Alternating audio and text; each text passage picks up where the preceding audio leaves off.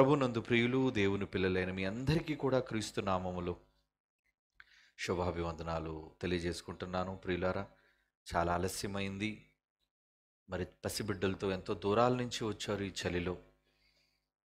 మీతో ఎన్నో విషయాలు మాట్లాడాలని నేను అనుకుంటూనే ఉన్నాను. కానీ నాకు సమయం ఇచ్చేసరికి ఇదిగోండి 10 గంటల 20 నిమిషాలకు టైం ఇచ్చారు. నాకు 9 గంటలకు ఇస్తానని చెప్పి ఆలస్యం చేశారు. ఎన్నో బైబిల్లోని గొప్ప విషయాలు మీతో మాట్లాడాలని, చూపించాలని ఆశపడుతున్నా.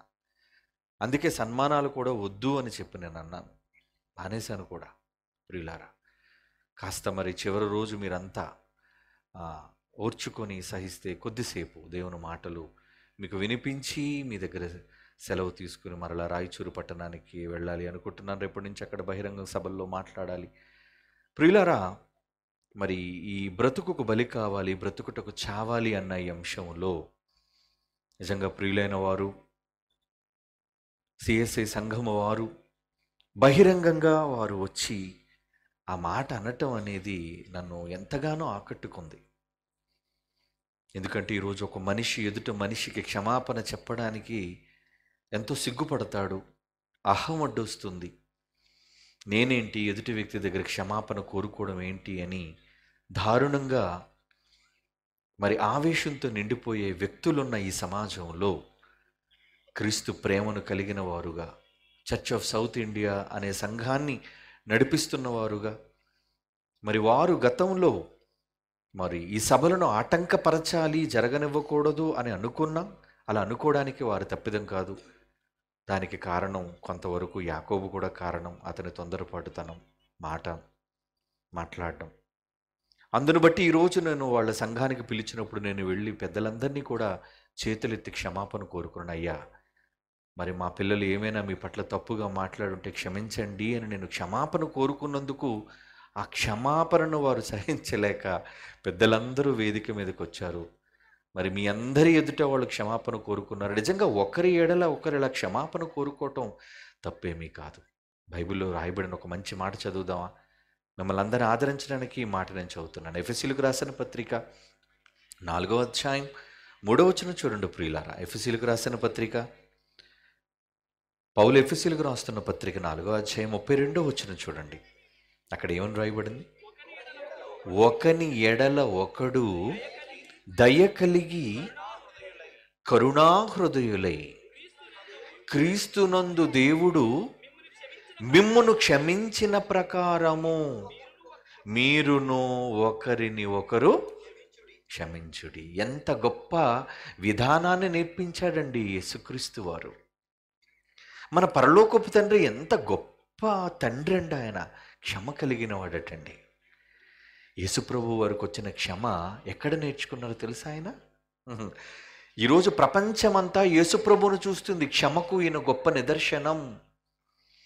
శత్రువులను సైతం క్షమించాడు. చివరకు సిలువలో చంపుతున్న వారిని సైతం క్షమాపణ కోరుకున్నాడు అని యేసువారిని మనం చూస్తున్నామే కానీ ఆ యేసుక్రీస్తు వారికి పాఠాలను బోధించిన తండ్రి అయిన దేవుడు పరలోకంలో ఉన్నాడండి. యేసుప్రభు వారు అదే అన్నారు, నేను నా తండ్రి దగ్గర నేర్చుకున్నాను, అనేక పాఠాలు నేర్చుకున్నాను. తండ్రి ఏమి నేర్పించాడు? పాఠాలు. ఏం పాఠాలు నేర్పించాడట తండ్రి? యోహాను సువార్త అదే చూడండి, 8వ అధ్యాయం 26వ వచనం. యోహాను సువార్త 8వ అధ్యాయం 26వ వచనం. మిమ్మును గూర్చి చెప్పుటకు, తీర్పు తీర్చుటకు చాలా సంగతులు నా దగ్గర ఉన్నాయి, కానీ నన్ను పంపినవాడు సత్యవంతుడు. నేను ఆయన యొద్ద వినిన సంగతులు లోకమునకు బోధించుచున్నాను. అంటే యేసుక్రీస్తు వారు ఈ సమాజానికి నేర్పించిన క్షమ ఎవరి దగ్గర నేర్చుకున్న పాఠం చెప్పండి? పరలోకపు తండ్రి అయిన యెహోవా, బేకరుడు, ఉగ్రుడు అయిన యెహోవా పాఠం నేర్పించారటండి కొడుక్కి. 38వ వచనం అదే అధ్యాయం, యోహాను సువార్త 8వ అధ్యాయం 38వ వచనం అండి. నేను నా తండ్రి యొద్ద చూచిన సంగతులు బోధించుచున్నాను, ఆ ప్రకారమే. దేవుని పిల్లలారా, నేను నా తండ్రి యొద్ద చూచాను. ఏంటి? క్షమ చూశాను ఆయన కళ్ళలో. ఏమండి, మనుష్యులైన వారిని మనం చేస్తున్న పాపాలను క్షమించే మనసు యేసుకన్నా ముందు తండ్రి అయిన దేవుడికి వచ్చిందండి. తెలుసా మీకు? మన నాన్న క్షమా హృదయుడు. పిల్లలం కదండి. మన పిల్లలు తప్పు చేస్తే ఏం చేస్తాం మనం? ఏదో కోపంతో ఒక దెబ్బ కొడతాం, వాళ్ళు మందలిస్తాం, వాళ్ళు చంపుకోం కదా. కానీ దేవుడు క్షమ, నా పిల్లలు కదా, నేను క్షమిస్తున్నాను అని ఎంత గొప్ప క్షమాహృదయుడంటే, నేను వారి పాపముల విషయమై దయ కలిగి, హెబ్రీ పత్రికలో అంటాడండి 8వ అధ్యాయం 12వ వచనం, హెబ్రీయులకు రాస్తున్న పత్రిక 8వ అధ్యాయం 12వ వచనం, నేను వారి దోషముల విషయమై దయ కలిగి. ఎవరి దోషములు? మనమేనండి. ఎంత పాపులు అండి మనం. తెల్లవారు లేచినప్పటి నుంచి మంచానికి చేరినంత వరకు మన చూపుల్లో ఎన్ని పాపం చేస్తున్నాం, మన తలంపుల్లో ఎన్ని పాపాలు చేస్తున్నాం, మన చేతులతో కాళ్ళతో మన నోటితో ఎన్ని పాపాలు చేస్తున్నాం. తిడుతున్నాం, నిందిస్తున్నాం, ఏమండి, ఎదుట వ్యక్తిని కూల్చాలి అనుకుంటున్నాం, దూషించాలి అనుకుంటున్నాం. ఇలా అనేక పాపాలు మనం చేస్తున్నప్పుడు మన దోషములు, మన పాపముల విషయమై దయ కలిగి, వారి పాపములు యొక్క నేను ఎన్నడూ జ్ఞాపకము చేసుకొనను అని తండ్రి అయిన దేవుడు అంటున్నాడటండి. అంటే తండ్రి మనసు ఎంత గొప్ప మనసు అండి. ఆ తండ్రి క్షమించాలి అనుకోబట్టేనండి ఈరోజు మనందరికీ స్వర్గం లభ్యమవుతుంది. అందుకు యేసుక్రీస్తు వారు సిద్ధపడ్డారు. నాన్న, మీరు క్షమిస్తే ఆ క్షమకు నిదర్శనంగా నేను వెళ్ళి సిలువ మీద నా ప్రాణాన్ని ఇస్తాను నాయన, మీ ప్రేమను చూపిస్తాను తండ్రి ఈ సమాజానికి అని ఒక కొడుకు యేసుక్రీస్తు తండ్రికి మాట ఇచ్చి, ఇచ్చిన మాట ప్రకారంగా భూమి మీదకి వచ్చి, ఈ సమాజం ఆయన ద్వేషించిన, దూషించిన, అవమానించిన, ఉమ్ము వేసిన, పిడిగుద్దులు గుద్దిన, కొరడా దెబ్బలు కొట్టిన, చివరికి ప్రాణం తీస్తున్నా తండ్రి దగ్గర నేర్చుకున్న ప్రేమ, క్షమ పాఠంగా బోధించేటండి. కనుక ఆయన తండ్రి అయినప్పుడు, ఆ తండ్రి దగ్గర కుమారుడు నేర్చుకున్నప్పుడు, మరి ఆయన పిల్లలమే కదండి మనమంతా ఎవరి పిల్లలం? పరలోకపు తండ్రి అయిన యెహోవాకు పిల్లలం మనమంతా. ఆయన పిల్లలుగా మనలో వద్దా క్షమ? మనలో వద్దా? ఏమండి, ఉండాలి. అందుకేనండి ఎఫ్సి పత్రిక 4:32 ఇప్పుడు మనం చదువుకున్నాం. ఏమని? మరలా చదువుదాం ఆ మాట. ఎఫ్సి పత్రిక 4:32 మూసరప్పుడే, ఒకని ఎడల ఒకడు దయ కలిగి కరుణా హృదయులై క్రీస్తునందు దేవుడు మిమ్ములను క్షమించిన ప్రకారము మీరును ఒకరిని ఒకడు క్షమించండి. పాపం నాయన సిఎస్ఐ సంఘ పెద్దలు, నేను క్షమాపణ కోరుకోవడం అంటే, మీరు ఎంత పెద్ద సేవకులు కదండి, మీరు వచ్చి చేతులెత్తి మమ్మల్ని క్షమాపణ కోరుకోవడం ఏంటి? అదే మైకులు అంటున్నాడు, మీరు క్షమాపణ చెప్పకూడదని. నేను చెప్పకపోతే నేను తండ్రికి కొడుకుని ఎలా అవుతాను? ఏమండి, నా పరలోకపు తండ్రికి నేను కొడుకుని అవ్వాలి అంటే నేను క్షమాపణ కోరుకోవాలి. ఎందుకంటే మరి నా కుమారుడు లాంటి వాడే కదా. ఎవరు? యాకోబు. ఏమండి, మొదటి రోజు నుంచి సరైన బట్టలు లేవు, స్నానం లేదు. ఏమండి, ఈరోజు మందలించాను, వెళ్ళు స్నానం చేయి, బట్టలు తలకు కత్తిరించుకో, బట్టలు వేసుకో. చక్కగా పెళ్లి కుమారుల్లో తయారై వచ్చారండి. ఈరోజు చూడడానికి అందంగా కనబడుతున్నాడు. నేనంతా పిచ్చోళ్ళలో ఉన్నాడు నిన్నటి వరకు. ఏమండి, దేవుని పిల్లలారా, తొందరపాటుతనం. ఆ రోజు యాకోబుకి ఎలాగైతే దుడుకు స్వభావం, ఈ యాకోబు అలాంటోడే. ఏమండి, నోటుకొచ్చిన మాట అనడం, కోపంతో ఎన్నో అండటం. మరి పెద్దలను కదా అలాగనొచ్చా? మాధవరంలో సభ పెడుతున్నామంటే వాళ్ళ ఆశీర్వాదం కావాలి, వాళ్ళ ప్రార్థనలు కావాలి, ఆ సంఘం మన్ననలు మనకు కావాలి. వాళ్ళని తృణీకరిస్తే ఎలా? ఏమండి, తృణీకరించకూడదు కదా. అందుకే వాళ్ళ కోపం వచ్చింది.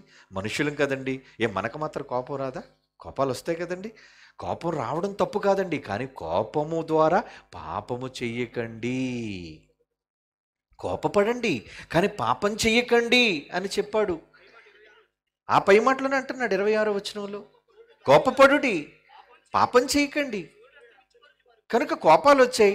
నిజంగా ఎంత మంచివాళ్ళండి, క్రైస్తవులు అనిపించుకున్నారండి మాధవరపు సంఘ సిఎస్ఐ పెద్దలు, రియల్ క్రిస్టియన్స్, క్రైస్తవులాళ్ళు. క్షమాపణ చెప్పేవారు నిజమైన క్రైస్తవులు, క్షమాపణ కోరుకున్న వాళ్ళు నిజమైన క్రైస్తవులు, ట్రూ క్రిస్టియన్. అందుకే కదండి తండ్రి గారు జైశాల్ గారు all India true Christian council అని దేశవ్యాప్తంగా పెద్ద సంస్థను స్థాపించారు. ఆ సంస్థ ద్వారా ఇదిగో ఎన్నో ఇలాంటి సేవకులైన వాళ్ళకి మరి ఇళ్ళు కట్టించటం, బైకులు ఇవ్వటం, పేదవాళ్ళకు భోజనం పెట్టించటం, రోగులకు మందులు ఇవ్వటం, అనాథలకు బట్టలు పంచటం, ఎన్నో దేశవ్యాప్తంగా అనేక రాష్ట్రాల్లో చేస్తున్నారు ఈ కార్యక్రమాలు. ఎందుకంటే వాళ్ళంతా ఎవరో కాదండి, మన సొంత కుటుంబం, మన సొంత తండ్రికి పిల్లలు వాళ్ళంతా. మనం ప్రేమ చూపించాలి, మనం వాళ్ళ పట్ల ప్రేమ చూపించాలి. కొలసీ పత్రిక 3వ అధ్యాయం 13వ వచనం చూడండి. కొలసీ పత్రిక 3వ అధ్యాయం 13వ వచనం ఏమంటున్నాడు? ఎవడైనను ఒకవేళ తనకు హాని చేశాను అని అనుకుంటే ఒకరినొకడు సహించుచు ఒకడు క్షమించుడి, ప్రభు మిమ్ములు క్షమించులాగున మీరును క్షమించుడి. ఈ మాట మీకు అర్థమైందో లేదో? ప్రభు మిమ్మును క్షమించులాగున మీరును క్షమించుడి అంటే తండ్రి అయిన దేవుడు మన పాపాలను క్షమించాలి అంటే మనం ఏం చేయాలి? మన పట్ల తప్పు చేసిన వాళ్ళు మనం క్షమించాలి. అది గొప్ప మనసు, మంచి మనసు. అలాంటి మనసు క్రైస్తవులుగా మీకు ఉండాలండి. ఆ మంచి మనసు ఉండబట్టే కదండి యేసుక్రీస్తు వారు ప్రపంచాన్ని గెలిచేశాడు. ఆయన ప్రపంచాన్ని గెలిచాడు. దేనితో? కత్తి పట్టలేదు, కర్ర పట్టలేదు, ఆయుధం ధరించలేదు. మహానుభావుడు ఈరోజు కోట్ల మంది గుండెలు ఏమంటే చలి, నా వేళ్ళు చాలా చల్లగా అయిపోతున్నాయండి. మరి మీకెలా కోట్ వేసుకున్న నాకే ఎంత చల్లగా ఉందంటే పాపం నిజంగా తల్లులు, ఎందరో తల్లులు, చెల్లులు, చిన్ని చిన్ని పిల్లలు ఏనా అందరూ పాపం ఈ మంచులో ఎంత ఇబ్బంది పడుతున్నారు. ఎంత ఇబ్బంది పడుతున్న ఒక్కరు కూడా లేవకుండా మీరంతా కూర్చున్నారంటే మిమ్మల్ని కట్టిపడేసినవి ఎవరి మాటలు తెలుసా? నా ప్రియుడైన యేసుక్రీస్తు వారి మాటలండి. ఆయన మాటలవి, ఆయన మాటలవి. ఆయన మాటలు కట్టేసే నా మాటలకే ఉందండి. ఆఫ్టర్ ఆల్ నేను ఆయన మాటలకి శబ్దం, ఇగో ఈ బాక్స్లో ఎలాగైతే శబ్దం వస్తుందో ఆ మహానుభావుడు బైబిల్లో రాయించిన ఇదిగోండి ఈ గొప్ప పవిత్ర గ్రంథమైన ఈ మాటలకు శబ్దాన్ని ఇస్తున్నాను అంతే. శబ్దాన్ని ఇచ్చేవాడు ఎల్పిబి అంతే. ఏమండి ఒక బాక్సులు అంటాడు. లాజరస్ ప్రసన్న బాబు అనేవాడు ఒక బాక్సులు అంటాడు. అందుకే బి ఉంది లాస్ట్లో. నేను ఒక బాక్స్ని ఏమండి ఆయన మాటలను గట్టిగా వినిపించి బాక్సులు అంటుండి నేను. కనుక ఆయన ప్రేమ ఎంత గొప్పదో చూసారా? నిజమండి, వండర్ఫుల్ మ్యాన్. యేసుక్రీస్తు వారు శకపురుషుడుగా ఈరోజు మీ హృదయాలనే కాదండి, ప్రపంచ క్రైస్తవుల, ప్రపంచ దేశాలలోని కోట్ల మంది హృదయాలను గెలుచుకున్న మహానుభావుడు, మహనీయుడు, శకపురుషుడండి ఆయన. ఏమండి ప్రపంచం అంతా కూడా, ఒక మంచి విషయాన్ని చెప్తాను మీకు. ప్రపంచమంతా కూడా ఒక సర్వే చేసింది. అన్ని దేశాలు సర్వే చేసి ఇందులో ప్రజలను ప్రభావితం చేసిన వాళ్ళు ఎంతమంది ఉన్నారో 100 మందిని దగ్గర పెట్టారండి. ప్రపంచంలో, భారతదేశమే కాదు, ఒక అమెరికా, ఒక ఆస్ట్రేలియా, ఒక లండన్, ఒక ఇంగ్లాండ్, ఏమండి ఇలా ప్రపంచ ఖండాలన్నిటిలో, దేశాలన్నిటిలో ఎవరు ప్రజలను బాగా ప్రభావితం చేశారు అని ఒక సర్వే చేస్తే 100 మందిని ఒక షీట్ తయారు చేశారంటే 100 మందితో ఒక లిస్ట్ తయారు చేశారు. ఆ లిస్టులో మొట్టమొదటి పేరు ఎవరిది ఉందో చూస్తారా? ఏమండి ఆ లిస్టులో ఎవరి పేరు ఉందో చూస్తారండి. 100 people who changed the world. ఇది నెట్లో ఉందండి, నేను చెప్తుంది అబద్ధం కాదు ప్రియులారా. 100 మంది ప్రపంచాన్ని మార్చిన వారిలో మొట్టమొదటి పేరు ఎవరిది ఉందండి? జీసస్ క్రైస్ట్, జీసస్ ఆఫ్ నజరేతు, నజరేయుడగు యేసు పేరు నెంబర్ 1. అంటే 100 మందిలో ఇంతమందిని దాటుకొని మొదటి స్థానంలోకి వచ్చాడంటే గొప్పోడు కదండి మన ప్రభు. చెప్పండి, గొప్పోడు కాదా? చాలా గొప్పోడు. ఆయన మాటలు గొప్పవి, ఆయన క్రియలు గొప్పవి, ఏమండి ఆయన ప్రేమ గొప్పది. ఇంత గొప్ప ప్రేమను చూపించిన వాడు అందుకే మొదటి స్థానంలో ఉన్నాడు. ఈ స్థానం దేవుడే కల్పించాడండి, దేవుడే కల్పించాడు. ముల్లోకాలలో ఇంతకీ వీళ్ళు లెక్కేసింది ఈ భూలోకంలో ఉన్న కోట్ల మంది మనుష్యుల్లో నెంబర్ 1 స్థానంలో యేసుప్రభు ఉన్నాడు అని వీళ్ళంటే తండ్రి ఏమంటున్నాడు ఆయన మాటల్లో మీరు వింటారా? ఫిలిప్పీలకు రాస్తున్న పత్రిక 2వ అధ్యాయం 9వ వచనం నుంచి, ఫిలిప్పీలకు రాస్తున్న పత్రిక 2వ అధ్యాయం 9వ వచనం నుంచి అండి. అందుచేత పరలోకమందున్న వారిలో గాని, భూమి మీద ఉన్న వారిలో గాని, భూమి క్రింద పాతాళ లోకములో ఉన్న వారిలో గాని ప్రతి వాని మోకాలు యేసు నామమున వంగునట్లు, ప్రతి వాని నాలుక తండ్రి అయిన దేవుని మహిమార్థమై యేసు క్రీస్తు ప్రభువు లార్డ్ కింగ్ ఒప్పుకొనున్నట్లు దేవుడు యేసు ప్రభువును అధికముగా హెచ్చించి ప్రతి పేరు కంటే అన్ని పేర్లు ఎన్ని ముల్లోకాలలో ఎన్ని పేర్లున్నాయో ఆ పేర్లన్నిటికంటే ఏ నామం ఇచ్చారట? పైనామం నెంబర్ 1 స్థానం ఎవరిది? యేసు ప్రభుది. నువ్వు నమ్మిన ప్రభు, నేను నమ్మిన ప్రభు, మనందరం నమ్మిన ప్రభు స్థానం మొదటి స్థానంలో ఉంది. ఎందుకు ఉండాలో మనం ఆయన బ్రతుకును చూస్తే అర్థమవుతుంది, ఆయన ప్రేమను చూస్తే అర్థమవుతుంది, ఆయన క్షమను చూస్తే అర్థమవుతుంది. ఎవరండి సమాజాన్ని క్షమించగలరు? ఎవరండి సమాజం కోసం ప్రాణం పెట్టగలరు? ప్రాణం పెట్టాడు ఆయన. బ్రతికించటం కోసం బలైపోయిన దైవం. మనుష్యులు తప్పు చేస్తే బలి తీసుకున్న దైవాలు ఉన్నాయి సమాజంలో, అవునా? తప్పు చేసినందుకు బలి తీసుకున్న దైవాలు లేరా? మనుష్యులను చంపే దైవాలు మనం సమాజంలో చూసాం కదండి. తప్పు చేస్తే సంహరించుకుంటూ పోతా అన్న దైవాలను మనం చూసాం. కానీ మనుష్యులందరి కోసం ప్రాణం పెట్టిన ఒకే ఒక్క దైవం, ప్రపంచంలో కోట్ల మంది దైవాల్లో ఒకే ఒక్క దైవం, ఆయనే యేసు క్రీస్తు అనే మహానుభావుడు. వన్ అండ్ ఓన్లీ, ఒక్కడే. ఎవరండి ప్రాణం పెడతారు? ప్రాణం తీయడం అందరికీ సరదాయే, కత్తిస్తే నరకడం అందరికీ చాలా సంతోషం. కానీ ప్రాణం పెట్టమనండి చూద్దాం. ప్రాణం పెట్టాడు గనుక మహనీయుడయ్యాడు, ప్రాణం పెట్టాడు గనుక గొప్పవాడయ్యాడు. అందుకేనండి ప్రపంచం అంతా నమ్ముతుంది. ఆయన ఎందుకు నమ్మాలి? ఆయన నమ్మడం చూసి ఓర్చుకోలేకపోతున్నారు. ఇందాక నా ముందు మురిగా చూశారు కొన్ని కుక్కలు. కుక్కలు ఎందుకు మరుగుతున్నాయి? సింహాన్ని చూచి కరవలేక. ఏమంటే కరవడానికి దగ్గరికి, సింహం దగ్గరికి వెళ్తే ఏం చేస్తుంది? నవిలి పిప్పు చేస్తుంది. కనుక కరవలేక ఏం చేస్తాయి? వెనకాతలుండి అరుస్తున్నాయి కుక్కలు. ఏమని? యేసుదేవుడు కాడున్నోడొకడు, దేవుడు యెహోవా దేవుడు కాడన్నోడొకడు, అసలు బైబిలే దైవ గ్రంథం కాదన్నోడొకడు. అందుకేరా అలాంటోడు కోసం పుట్టాడు ఈ తరంలో జైశాలి. తప్పన్న వాడి కోసం, దేవుడు గొప్పాడని నిరూపించడం కోసం పుట్టాడు జైశాలి నా తండ్రి. ఆయన కడుపును నన్నెందుకు పుట్టించాడు? ఆయన కడుపును నన్నెందుకు పుట్టించాడు రా నాన్న? తర్వాత ఎవడిని విడిచిపెట్టకురా. ఎవడైనా బైబిల్ జోలికి వస్తే విడిచిపెట్టకో. నా బాధ కదండి, నా యేసునంటే బాధ నాకుండదా? నా యేసునంటే బాధ నాకుండదా? చెప్పండి. మంచోడు కదండి. ఏం చేశాడయ్యా నీకు? నీ ప్రాణం ఏమైనా తీశాడా? ఏమండి నీ కుటుంబాన్ని ఏమైనా దోచుకున్నాడా? ఆకలితో ఉంటే అన్నం పెట్టమన్నాడు, చలితో ఉంటే బట్టలు ఇమ్మన్నాడు, రోగంతో ఉంటే మందులు ఇమ్మన్నాడు, తప్పు చేస్తే క్షమించమన్నాడు, అవునా? హింసిస్తున్న వాళ్ళ కోసం ప్రార్థన చేయమన్నాడు. మంచి చేసినందుకు ఎందుకండి యేసు ప్రభువు కోసం బాధ? బ్రతికించడానికి బలైపోయాడే ఆ మహానుభావుడు. మనందరి బ్రతుకుల కోసం బలి కావడానికి వచ్చిన దైవం ఆయన. ఒక్కరి కోసం, ఒక వర్గం కోసం వచ్చిన వ్యక్తి కాదాయన. మనుష్యులందరి కోసం వచ్చాడు. ప్రకటన గ్రంథం 5వ అధ్యాయం 9వ వచనం నుంచి. ప్రకటన గ్రంథం 5వ అధ్యాయం 9వ వచనం.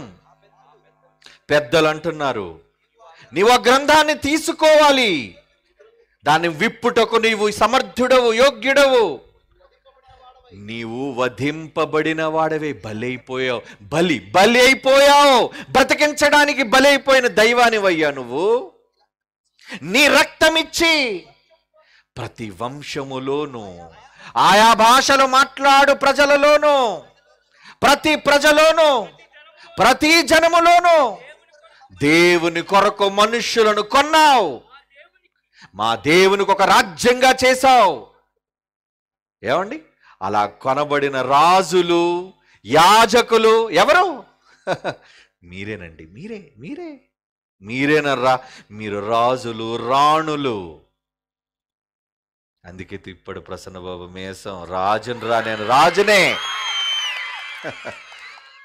ఎవడో రాజు అయిన వాడు సింహాసనం మీద కూర్చున్నాడు, తిప్పాలా మేసం, మిగతావాడు తిప్పకూడదు.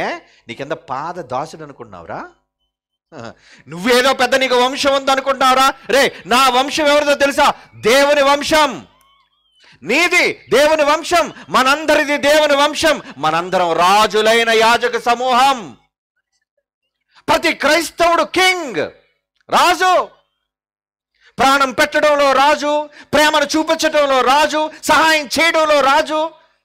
ఏమండి, నిజంగా సిఎస్ఐ సంఘం వాళ్ళు ఎందుకండి అన్ని వేల రూపాయలు ఇవ్వాలి? రాజులు కదాళ్ళు, రాజులండి. మీరంతా ఎంతోమంది దాతలు సాయం చేశారండి. నిన్నటి నుంచి గడ్డాలు పెంచుకొని ఉన్నాడు, ఈ మీటింగ్కి ఇన్ని వేల రూపాయలు ఎలాగా అని. మాటికి వచ్చి చందా కోసం చెప్పన్నాడు. పో అన్నాను. పో, చెప్పొద్దు నా దగ్గర. నేను చందాల కోసం చెప్పే భక్తుడు కాను. నువ్వు నమ్మితే ఉండు, దేవుడు చేస్తాడు. నువ్వు చేయలేవా చెప్పు, వెళ్ళిపోతాను నేను అన్నాను. వద్దు డాడీ. నమ్మకం, విశ్వాసం, నమ్మకం ఉంటే చెయ్యగలవయ్యా.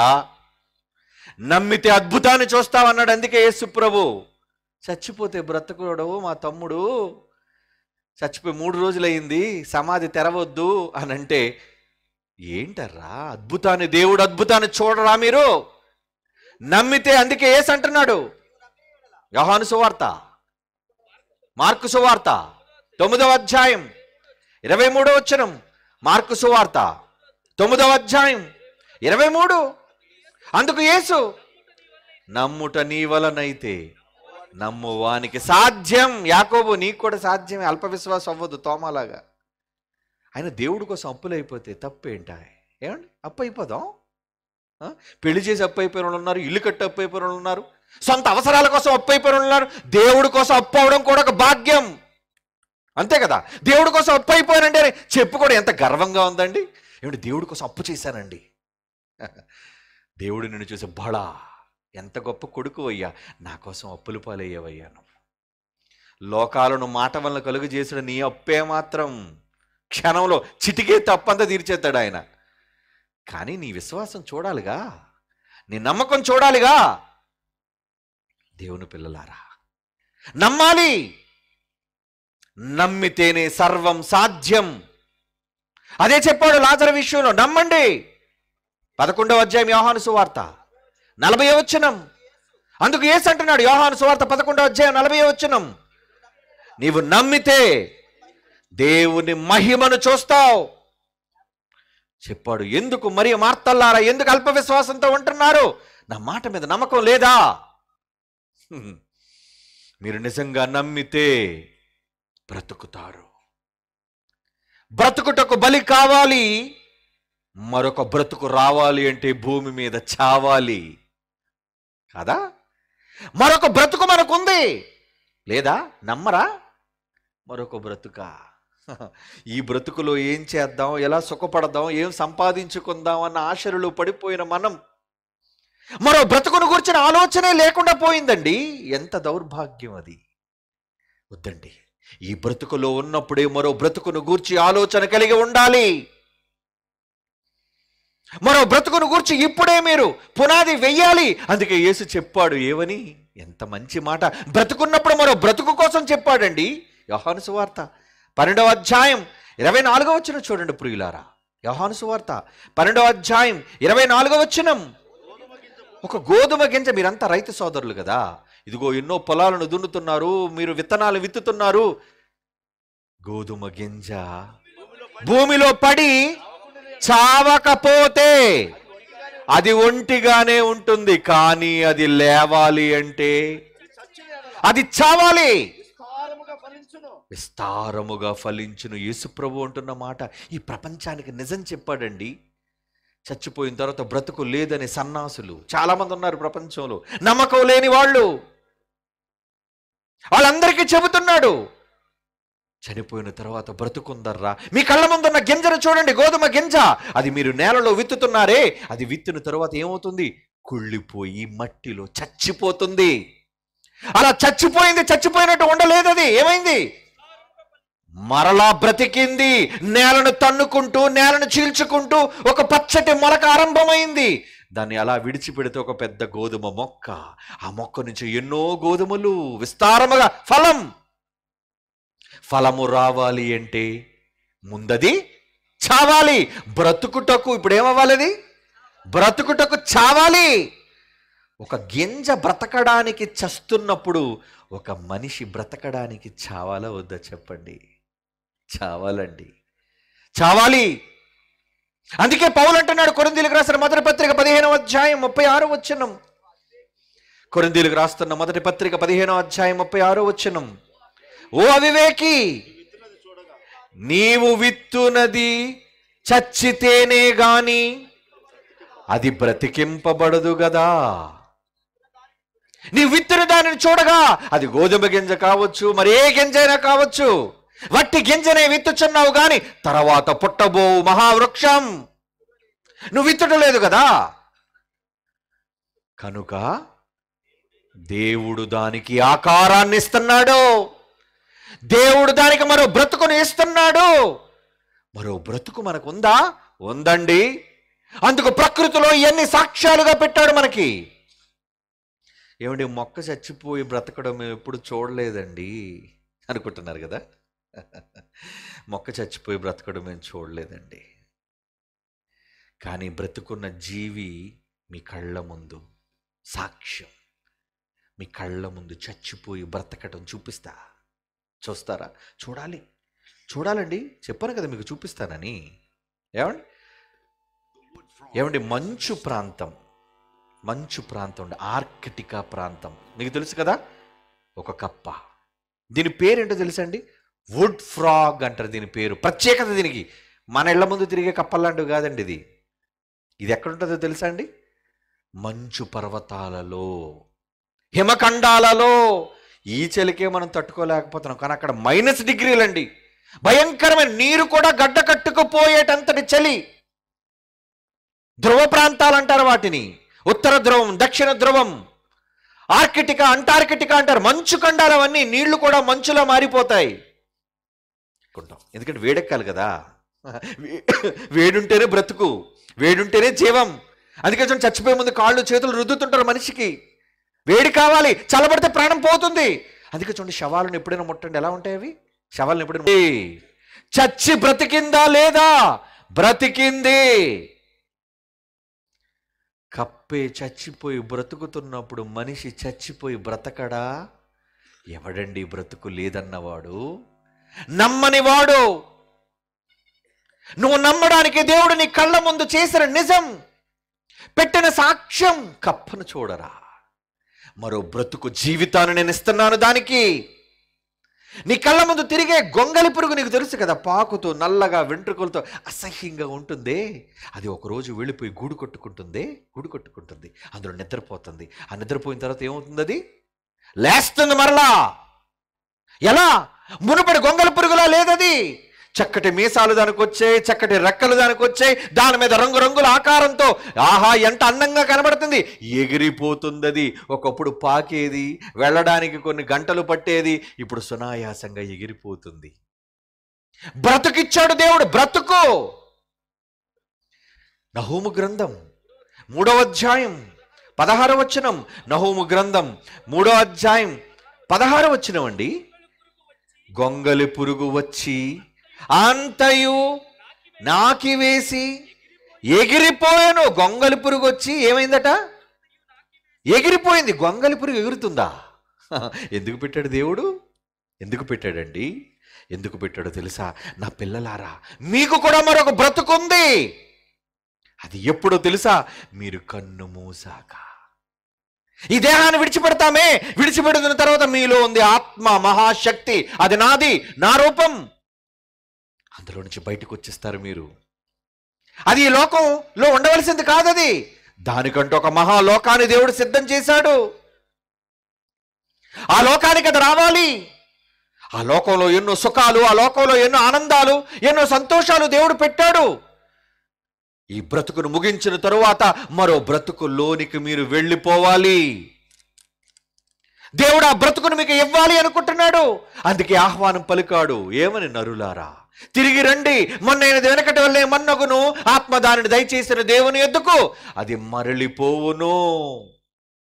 ఆత్మలుగా మనమంతా ఈ లోకం మంది కాదండి, ఈ లోకం మంది కాదు.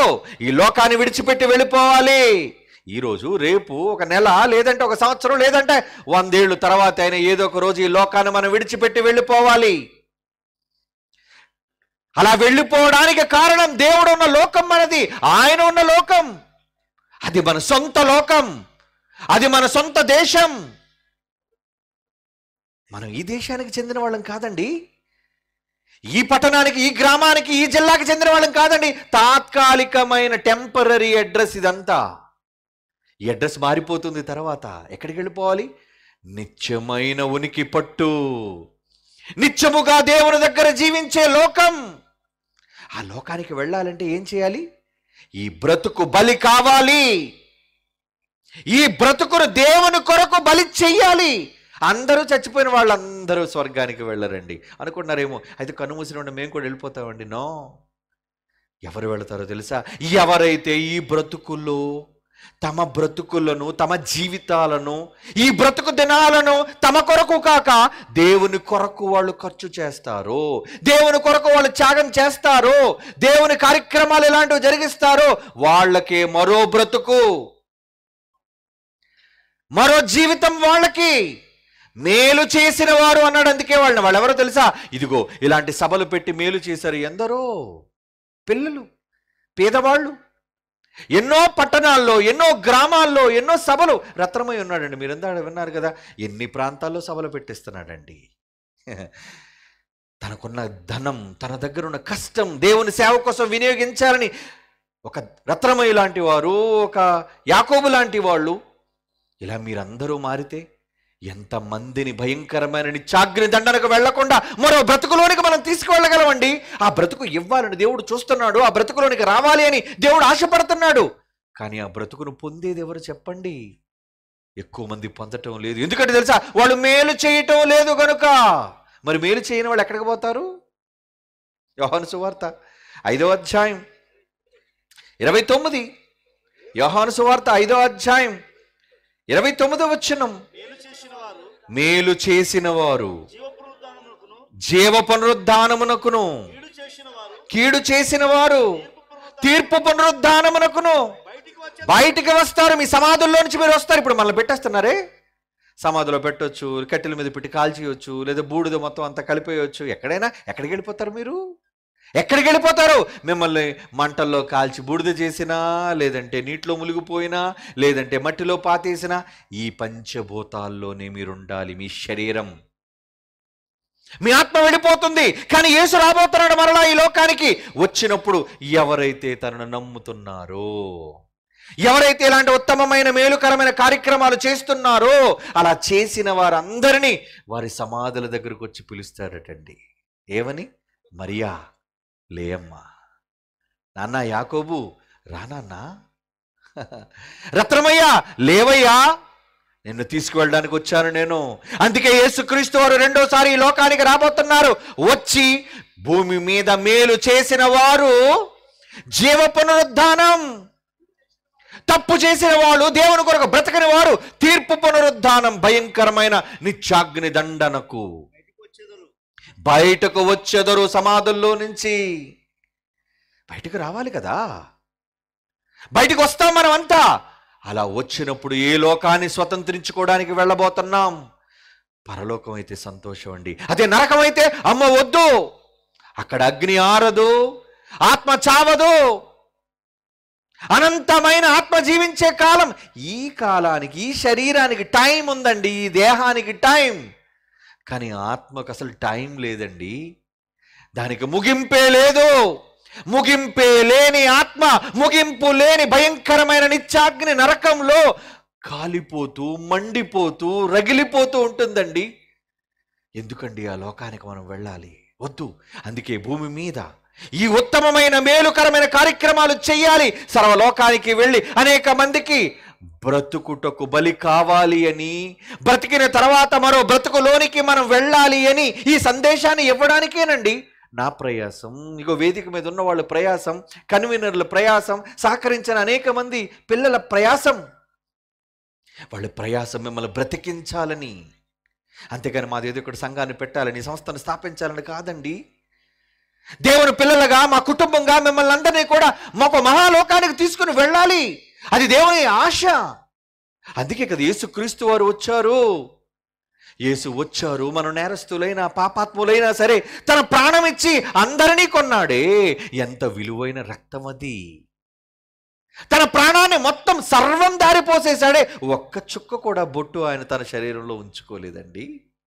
తన శరీరంలోని రక్తమంతా ఇదిగోండి మీకోసం, మీ పునరుద్ధానం కోసం, మిమ్మల్ని అందరినీ స్వర్గాన్ని చేర్చడం కోసం ఆయన కార్చాడు. మరి నమ్మవా ఆయనని? ఏమండి, నీ కళ్ళ ముందు జరుగుతున్నది ఇప్పుడే మీకు చూపించారు. ఒక కప్ప చచ్చిపోయి మరలా బ్రతుకుతుంది, జీవం వచ్చింది. నీకు బ్రతుకు లేదని నువ్వు అనుకుంటున్నావా? నీకు బ్రతుకు రావాలి అంటే అందుకే యేసు చెప్పాడు, నేనే పునరుద్ధానం జీవం. పునరుద్ధానము జీవము నేనే అన్నాడు. నన్ను నమ్మిన వానికి మరణం లేదో. నమ్మాలా? నమ్మాలి, ఆయనను నమ్మాలి. నీ తండ్రిని నమ్ముతున్నావు, భార్యను నమ్ముతున్నావు, పిల్లలు నమ్ముతున్నావు, స్నేహితులు నమ్ముతున్నావు, నాయకులు నమ్ముతున్నావు, ఎందరినో ఈ భూమి మీద నమ్ముతున్నావు. నువ్వు ఎందుకు దేవుని నమ్మలేకపోతున్నావు? ఆయన మాటలను ఎందుకు నమ్మలేకపోతున్నావు?